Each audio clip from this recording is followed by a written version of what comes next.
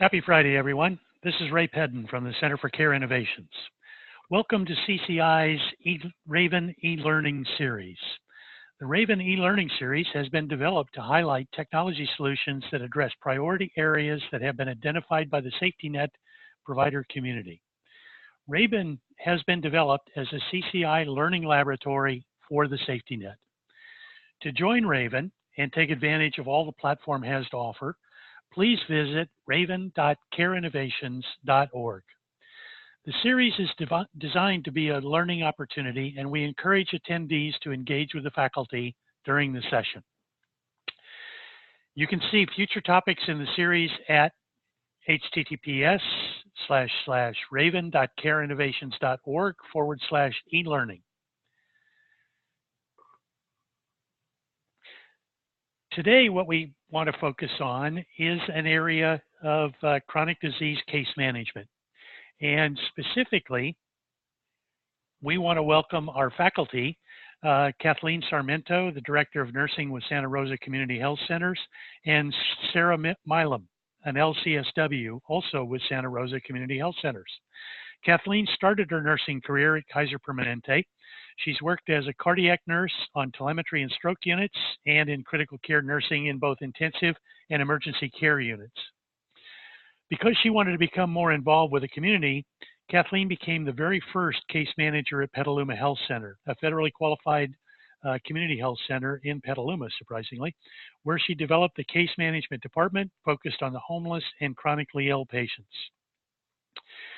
Kathleen's role grew to an endpoint of having 75 people working with her, and she has actively participated in JCAH accreditation. She has implemented new and innovative patient groups and developed the diabetes education program. In 2015, Kathleen moved to become the Director of Nursing for Santa Rosa Community Health Centers, a large, very busy, thriving FQHC where she is responsible for approximately 30 nurses at 9 clinical sites and is a member of the executive leadership team. Sarah Milam is a licensed clinical social worker. Sarah has 17 years experience in the field. She's a program manager for the care coordination department at Santa Rosa Community Health. Prior to her work at Santa Rosa, she worked in the behavioral health field for 12 years as a case manager and as a therapist. She's gotten her undergraduate degree from UC Davis and has a master's degree in social work from Sacramento State University. I want to welcome our esteemed faculty today. What we're going to try and address during the case presentations include, how do I get myself organized for chronic disease case management efforts? How do I engage and activate patients in the achievement of case management goals? And how do I extend through the use of community health workers to others in the field and manage the risk of high-risk chronically ill patients? With this, I'd first like to turn it over to Kathleen to talk a little bit about the beginnings of the case study and what she brings to the table. Hi, can you hear me? We can. Okay, hi, so this is Kathleen. So I'd like to talk a little bit about what we did, how we partnered with our community and some of our community partners. And so what we did, this actually happened post-fire. So as you all know, during the wildfires, we lost one of our main clinics, one of our largest clinics, which was Vista, which burned in the fire that we're currently rebuilding right now.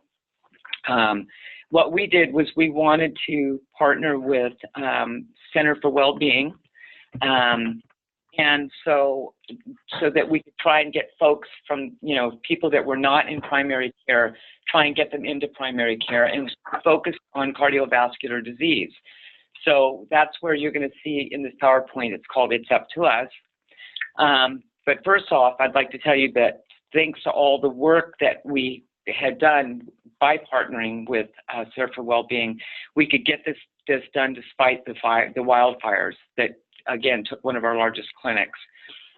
We knew at that point that we needed to jump into action and really reach out to our community. So just to tell you a little bit about ourselves, Santa Rosa Community Health, we serve about 50,000 patients.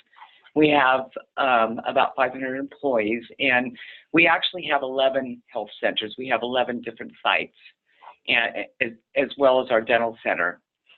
And as you can see, like 1 in 4 people that are living in Santa Rosa, they receive care from us. So after the fires, if you go to the next slide, this was our context for success. So after the fires and losing one of our main buildings, what we ended up doing is we had to pop up what we call cans and vans, because we still needed to see our patients. And so this was actually this site that we popped up was actually over at one of our dental sites in the parking lot. And so when we talk about our values, our core value, we want to care for the whole person, of course, and a lot of our commitment is to our trauma-informed, relates to trauma-informed care. And then we are very committed to addressing our social determinants of health, which is part of what we did in this project for It's Up to Us. So again, we partnered with the Center for Wellbeing, and they have promotores that they were going to send out into the community to do blood pressure screenings. So we developed this tool that you see here that we gave the promotores to these folks that they were doing blood pressure screenings to out in the community. And according to this screening tool, the promotora needed to find some linkage to link the patient into one of our sites. So what we did was we piloted this at the first site that you saw, our Fiesta campus, where we popped up our vans and cans to see patients. So we basically designed this tool for the promotoras. So how did we do this? What we had to do is we had to develop a workflow for our medical reception staff, our medical assistants. We needed to create some linkage for the promotora to have a backline to call while they were standing in front of the patient that was hypertensive, and be able to get right in to speak to somebody so that we could get this person in, schedule an appointment for them. And then we developed a workflow for our nurses so that our nurses could see these patients first. And we call those a flip visit, where the nurse actually goes in, does some screening with the patient, does a head-to-toe assessment on the patient, goes over their medications and whatnot. And then, refers the patient to the provider. So we had a content lead provider that would see these patients. And again, as I said earlier, we're piloting this program at our Fiesta campus. So you can go to the next slide. Okay, so the first workflow that we developed a script for our medical receptions in both English and Spanish so that they could communicate to these patients. When the promotora actually found a patient that was not already in care or had established care or didn't have a primary care, a primary health home, the promotora would call the medical reception, the medical receptionist, and speak to the medical receptionist, or sometimes actually have the patient speak to the medical receptionist. And this was the backline that we created. Then the receptionist would actually schedule an appointment for the patient to come in. Okay, and so during that time, what the receptionist would do is, of course, create a new patient account, schedule that appointment, and if the patient was uninsured, then they would make sure to connect the patient to an application specialist so that we could make sure and get this patient enrolled in insurance. And at that time, we would ask the patient, the reception would ask the patient to bring in their medications and any recent medical records, and possibly bring in a family member if needed. And then the role of the nurse. The nurse would block their schedule, and the schedule would say it's an Up to Us nurse flip visit.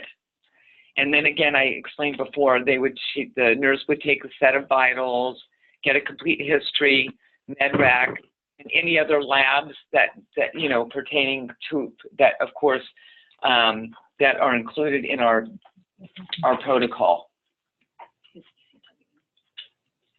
Yes, it's ECW. And then, of course, go out and give a focused report to the provider, the champion provider. Yeah.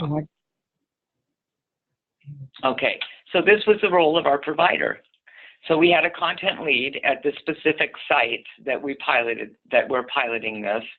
The provider would block her schedule on specific days and shifts, and it would say it's up to us, and that's where we would schedule those appointments. The provider would see the patient and determine if the patient needed to come back and could come back and see the nurse, or reassign the patient to a new PCP.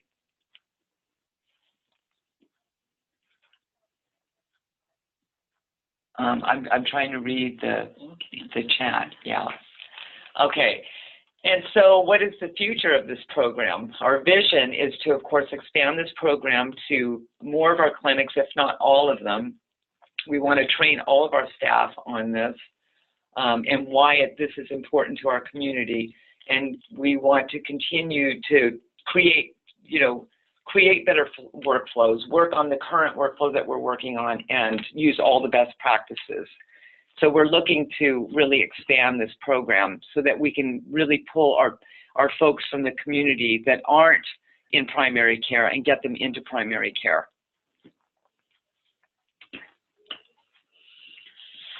Okay, this is Sarah Milam, and as was mentioned, I'm the manager of the Care Coordination Department here at Santa Rosa Community Health. So I'm going to kind of start addressing some of the ways that we work with complex patients, and and some of those patients that were identified may end up in our Care Coordination Department at some point. So these are patients that were generally already part of our organization. Although not always, we do some outreach within our programs. So, this is just a screen. I won't go through all of it, but of some of the services that are offered at our organization. Care coordination, we're trying to partner with all of them. So we work, with everything from dental to the HIV team. We are in all of our 11 sites. We are trying to help support the primary care providers and the care teams at all sites. Quickly before you move on, Sarah, a question came in. When you have a nurse visit that Kathleen talked about, do you schedule the patient, or have you scheduled the patient to be seen by the provider in the same day, or is it a separate visit from the nurse visit? Yeah, our split visits, which are used now for behavioral health visits, not all behavioral health, but specific types of behavioral health visits, we're using them in care coordination, and our nurses were kind of the pioneers. They are scheduled in the provider schedule in our electronic health record. That they're blocked in the nurse's schedule so they know to be there, but they're scheduled with the provider. The nurse sees them for most of the visit, and the provider comes in for 5 to 8 minutes or something and does some assessment and kind of checks in. The nurse actually documents most of the note, and the provider finishes it and signs off on it. So the doctor or the provider owns the note, but the nurse did a lot of the visit. So basically, the nurse does 90% of the visit. The nurse will do a head-to-toe assessment, will order labs, will do some education, get a really thorough history on the patient, maybe work on a care plan. And towards the end of the visit, the provider actually steps in, like Sarah said, and will, ask the patient if they have any questions and, spend maybe the last 5 to 10 minutes of the visit with the patient. And then we can bill. Yeah. Perfect.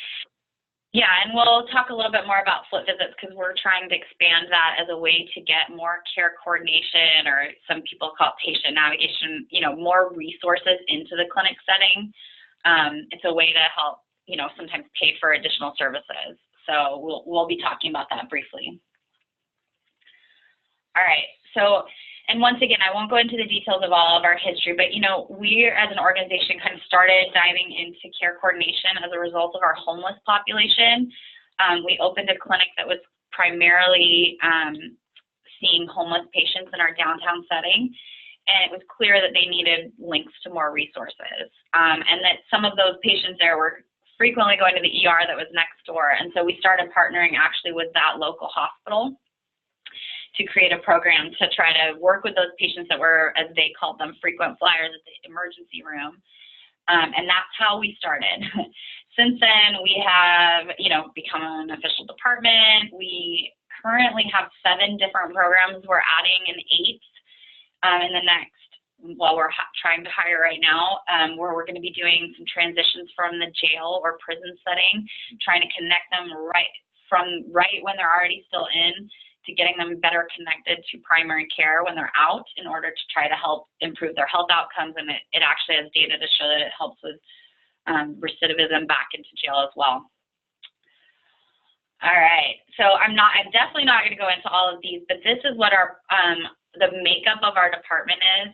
And I will say that one of the challenges in this type of work is funding, because not everything, we're a big organization now, and so when a referral comes in for a patient that maybe has a lot of social needs, we'd like to help every single one of them. We know that providers in a clinic visit get overwhelmed with all the needs. Unfortunately, one of our challenges is how to fund enough people, staff, to meet those needs. And we struggle with that to this day. So we are sometimes we're a little bit, we call it siloed, or, we have all of these things except for one are represented by different grants and contracts. And so we're a little bit limited in how we can respond or which patients we can help through this department by whether or not they fit into one of those. We have a ton of programs for our homeless community, and Santa Rosa has a proportionately large homeless community, but we do have some gaps in services. And that's where those split visits we're hoping are the future, and we're going to talk more about where that is not funded by an outside contract or grant, but we're able to bring in some income to help fund those. But we're currently doing programs all for a variety of different types of patients. The goal of our department, is to improve overall care the patient receives. But the reality is that the goal from our funders is to reduce hospitalization and ER utilization. So we're able, I think, pretty well through a lot of our programs to try to meet both those needs, improve the care and reduce costs. If you can click it a couple more times. So, some of you may have seen this slide before, but we talk about panel management, and that's something that we hopefully are doing at all of our clinics when we're talking about who our provider sees, who's on the care team. Then there's a little bit of smaller of a population that really would benefit from health coaching, from either a health coach or a nurse or somebody that can spend a little bit of extra time outside of just the primary care provider. We're talking about in our department, those complex patients that need more than just health coaching in the clinic setting. They need health coaching, but they probably also need connection to resources. They probably have multiple chronic diseases and a lot of social determinants that are impacting their health. So here's what we do. We provide community resources.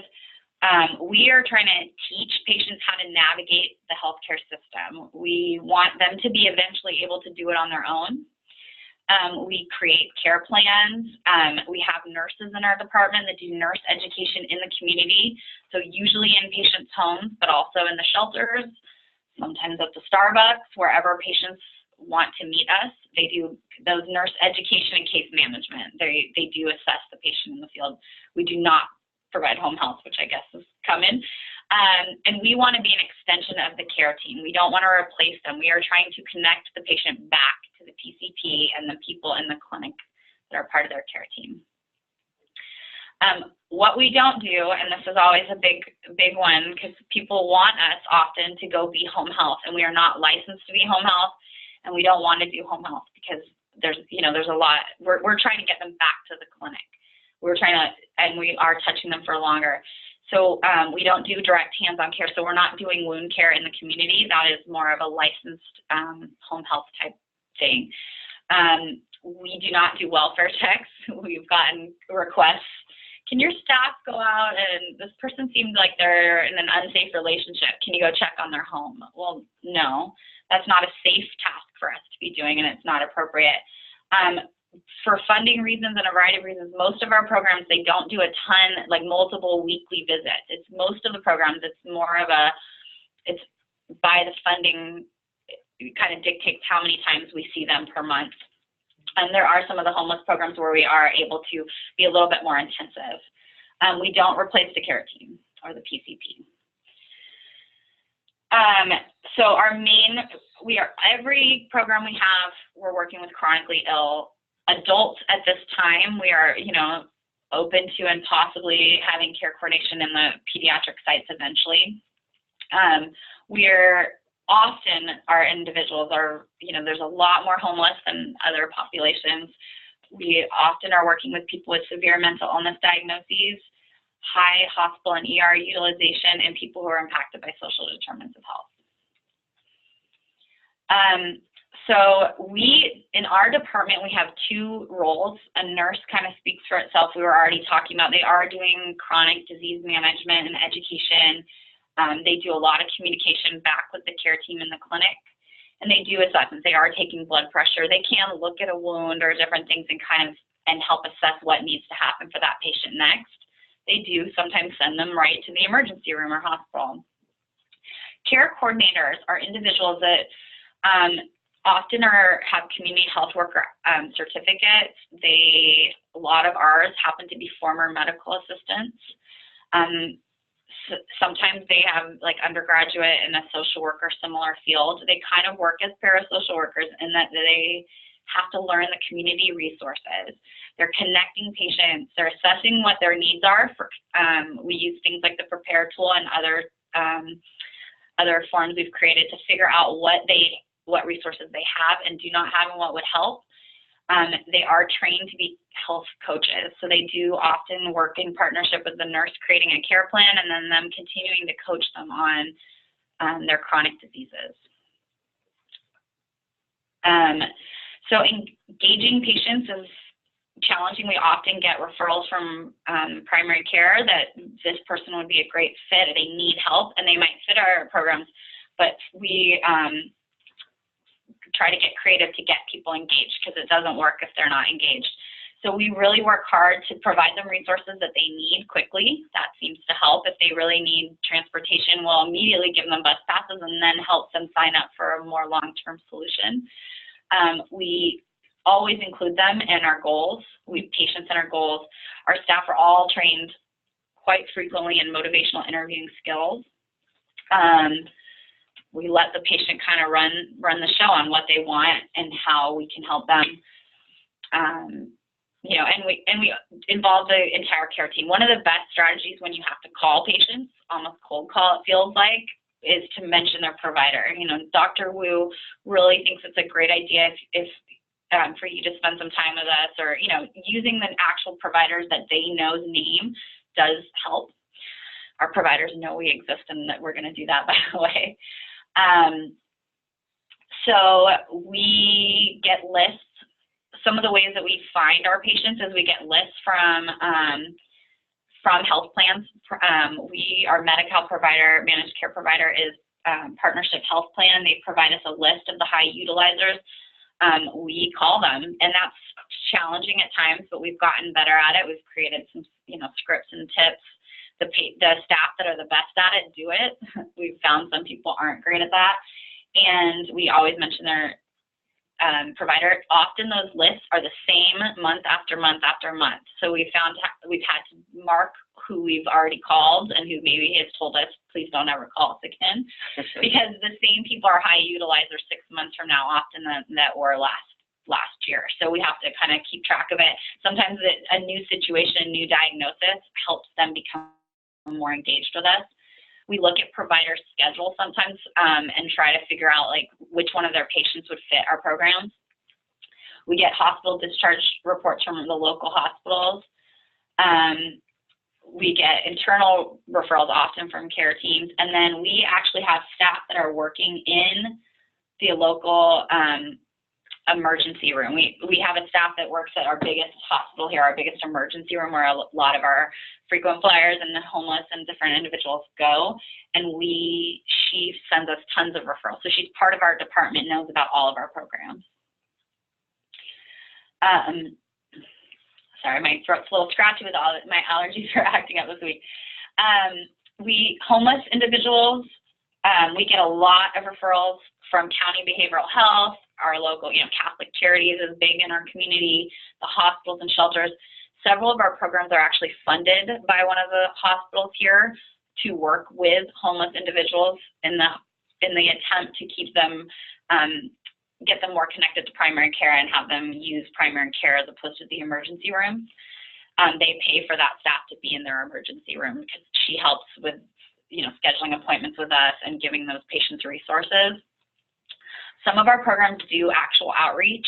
And so we have care coordinators, which are, community health workers out in parks. They go with public health when there is a syphilis outbreak. They were going with them and helping them schedule those people for appointments back at our clinics and helping identify people who could use, have maybe some significant mental health or medical health concerns or mental health, and really connect them back to the right system, whether it's behavioral health in the community, like the county behavioral health, or whether it's us. If we can move on, so the things that stand out to me as what are the things that we should be thinking about as we're starting this work or when we're going to start a new program is how is it funded? I've talked to other health centers that are much smaller and they're able to just decide, or maybe they have the budget and can just have a few in the clinic, part of the care team type patient navigators and fund it just through patient visits. And, that's good enough. Sometimes though, you may need to consider what kind of grants are out there. Are any places like the local hospitals or the health plans, because the health plan, partnership health plan pays for 2 of our positions here, or more than that, 4 of them. So so it's kind of looking, and then shared visits is the same thing as a flip visit. So we've just piloted that in one of our clinics, and it's working really well. Very quickly, we were able to get to a place where we're paying for a lot of that, her salary, which is that she schedules on the provider schedule. She meets with them to do either health coaching or some kind of resources. And then they actually do get to see their provider who, it's a quick visit, but they are checking then on their diabetes or whatever medical. It has to be a medical thing in order for it to be billed. But those are working really well, and we're getting excellent feedback from that new program. Thinking about where these staff are going to be located, it's really great to have them as part of the care team in the clinic, but with some of these outreach staff, do you have a place where they can sit? Where, I know for us, space is always an issue, so as close to the care teams for us is always ideal to be in good communication with them, but a lot of our staff do sit at an off-site building. And then how can we document, how will it be documented success, I guess. But what we realized that a lot of these programs is that we didn't have reports built ahead of time. And so now we're trying to prove that they were successful. And so when we start new programs now, before we ever start seeing patients, we are working with our quality department and with our EHR to make sure that we have appropriate templates to document what we're trying to do, and that we have the ability to pull out kind of self-serve reports of things that we're trying to track, because we want to show that this program is helping reduce people's A1Cs if that's something that we're targeting, or even being able to document housing situations, or, so we're working on that from the start, and we feel like that's a really key part of us being successful.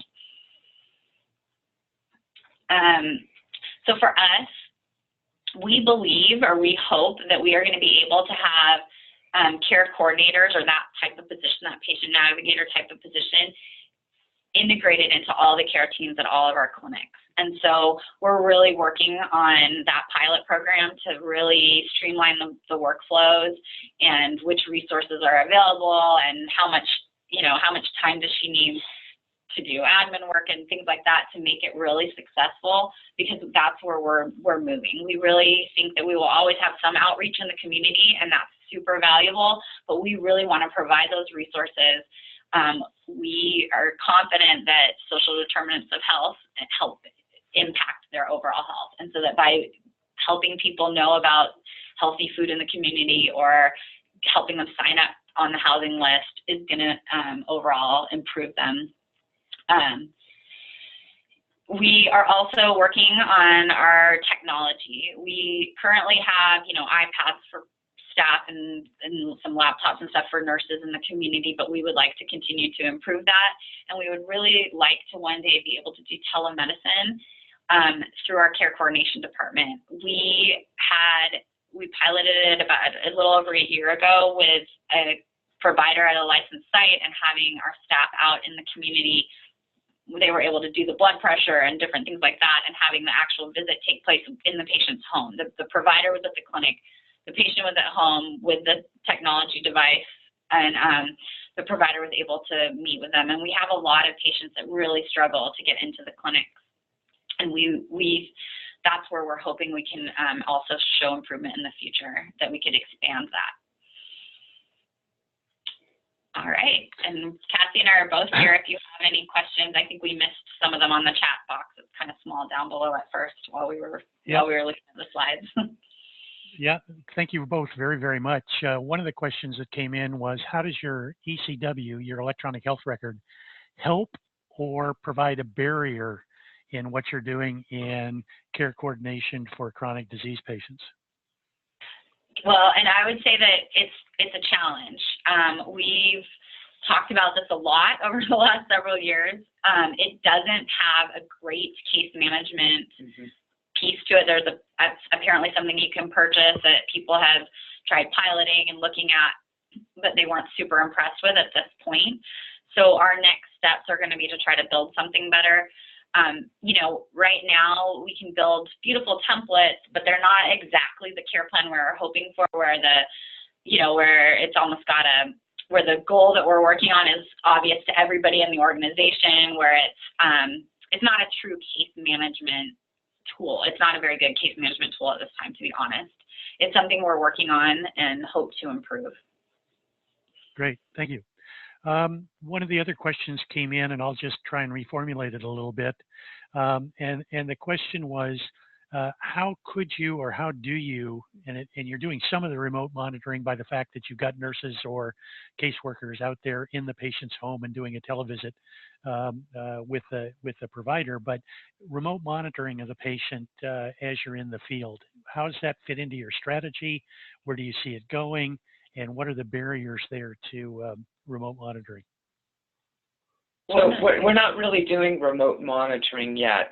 The way that we report, so the way that we're able to report it back to a provider, it's what we call encounters. They're called telephone encounters. So it's not in real time, but we are able to communicate it back. It's like an inbox. And so when the provider goes into their inbox, they'll get that message. Mm-hmm. Yeah, right now, we don't have any of that technology to do that. What we're doing right now is not actually telemedicine. We piloted that last year, and it's something we're interested in doing more of. I went to a great kind of site visit out in Tennessee with Cherokee Health this last fall, and they're doing it all the time. I mean, their outreach workers, their people who are out in the community are always calling back in, and certain providers will just jump on and are able to see whatever's going on with the patient and kind of do it in real time. So that's a dream. It's an ideal. And I see that there was a question up here about being reimbursed. So the way I understand it, and full disclosure, I was on maternity leave when the pilot took place. And so it's something that has not been the focus this year, but we're hoping to focus on coming up about telemedicine, is that if the provider had to be at the licensed site and that they were able to bill it as a visit with the nurse and actually I think they did it with some medical assistants. Our care coordinators are licensed medical assistants. So the medical assistant went out, took the blood pressures, did that kind of stuff and was documenting it in the home. Then they call, once they've got all that information, they call the provider. This is through using an iPad. that's got special security on it, and we do use those, but we don't call in with the video chat. And they video chatted in with the provider. So they did that quite a few times, and they were successful at it. They thought it was pretty good. But we would have to invest in a lot more technology and stuff. Right now, we're using laptops and iPads, and all we're using them for in the field is to document the visit, like to help, you know, in real time be able to document, send messages to providers, and make appointments. Like, we can see what their upcoming appointments or what their labs were, things like that. There was another question in here about group visits. It says, aside from the provider nurse visits, we do have group visits and group education classes where we do involve a provider or two providers, and some of them also include a nurse in those visits. We have various different types of group visits. We've got diabetes group visits. We have mom-baby group visits. We have, you know, just several different types of group visits. We have what we call New Beginning Clinic, where we have group visits there, where we have high-risk OB patients come in for a group visit. But yeah, that's just to name a few of them. So yes, we do them. Great.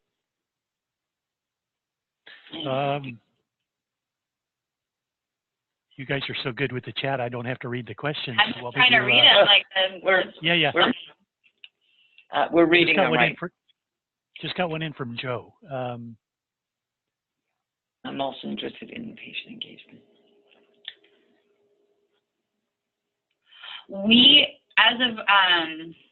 It's interesting. As of right now, we are, when they're not in the clinic, we are using mainly the phone or our patient portal through ECW, through our electronic health record. Yeah. So they can send us messages to the care team, and we can send messages back. To be honest, in care coordination, a lot of our patients are not. There are some that use it. We have a heavily homeless population that doesn't use it as much.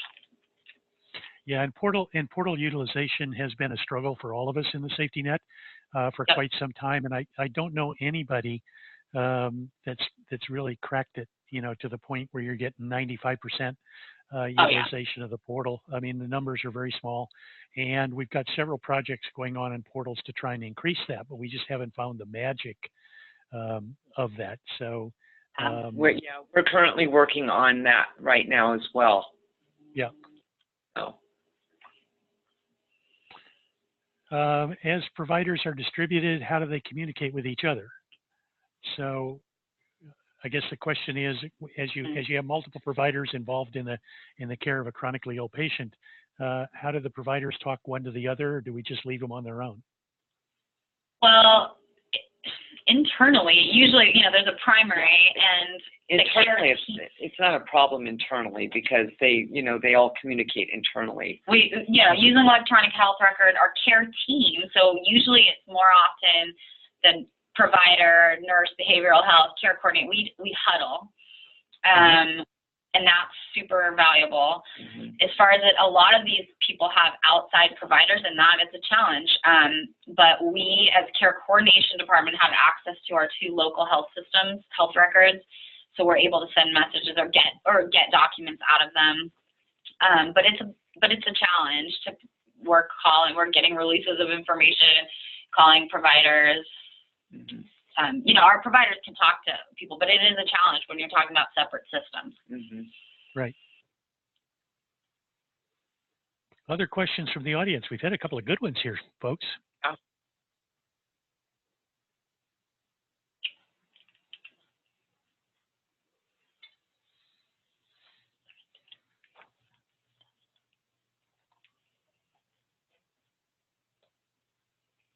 Well, as everybody's thinking of their next question, I'm sending two questions that we would appreciate an answer to about this session as people think about their next question, to let us continue to improve what Raven and CCI have to offer the community. So sent that out, and we'll see how that goes. Any other questions from the group?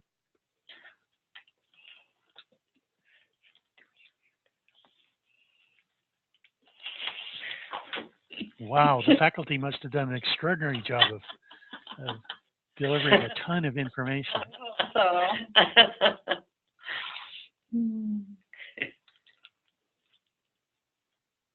Here we go. Can you get electronic health record data from the hospital system? I guess as you described, I think the only thing that works is an automated human interface where the care coordinator or the nurse or whatever is acting like the human being in between the multiple systems. And the only way that ECW gets maintained with those data is by having somebody input that directly to ECW as opposed to an automated data. Yeah, is that a care? We're actually working on it. We have access to their EHR to look at records at both our local hospitals, and we do it every day. So we can get the records or see that they're in the hospital if we can't, find a patient or we get a call from them or something. So we do have access to their EHR, but as far as it actually in ECW, one of our biggest challenges of care coordination is that we want to show that we're reducing hospitalizations and ER utilization. Yeah. That's a challenge in our reporting because, like you mentioned, it doesn't automatically update some piece of our system that they were there. Right now, we get reports from both hospitals every single day about which ones of our patients are in the hospital. So that only counts for local ones, not if they go to UCSF or out of area. So it's not always 100% accurate data. And then also, we still have to then input that into our electronic health record in a meaningful way that can then be pulled out in a report, and that is a challenge that we're working on. It's something actually that they're working on right now to eventually the plan, what they're doing is it will come into the hospital reports will no longer be over email, but come directly into our EHR. But even then, it doesn't look like it's going to come in a form. It's going to come in a message form, not in a way that updates the hospital. Some part of it that could say now in their record that they've been in the hospital. We'd have to put that into a structured field. So it is a challenge. Thank you.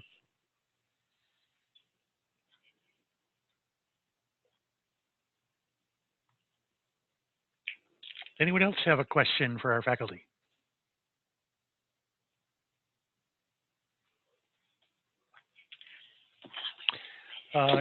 One just came in. And do you use any health information exchange systems in moving data among the institutions in your community? Well, they're working on one right now with one of the biggest ones, which is through the coalition of the Redwood RCHC, Redwood Health Coalition, is working on one that we're going to do with county behavioral health. So all of the SQHCs in the area, which is essentially Marin and Sonoma counties, and then being able to communicate with county behavioral health, which is way behind because they're not even up and running on their electronic health record yet, but they're starting to be. So that's what we're working on. We do not have a functional health exchange with anybody else at this time. Thank you.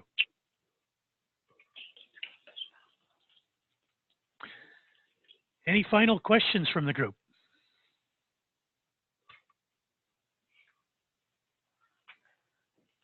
Kathleen and Sarah, I can't thank you enough for your contribution today. It's absolutely wonderful. I appreciate you being willing to share and sharing some very important information with the entire group on the session today. Question just came in. Would it not be better to get EPIC through Community Connect as opposed to an HIE based on your location? I don't know. It probably would be. I don't know. Yeah, this is something that the HIE that they're working on is because all of our community health centers are all on ECW, and that our CHC is doing it for us or with us in partnership. So I don't know that there is another option at this time, but it's just and it probably would, but then even with EPIC, which is probably easier to use than ECW, there still would be there would be a lot of training and implications, and so that'd be a big deal. It would be a huge project right now. Absolutely. Yeah. I've noticed when we consider EHR platforms and data exchange and all the rest of it, the other one's always better. No matter which one you're on, the other one's always better. Yeah. We've had our Any problems with LCSW, but yeah, We're sticking with it for now. for now. Any other questions?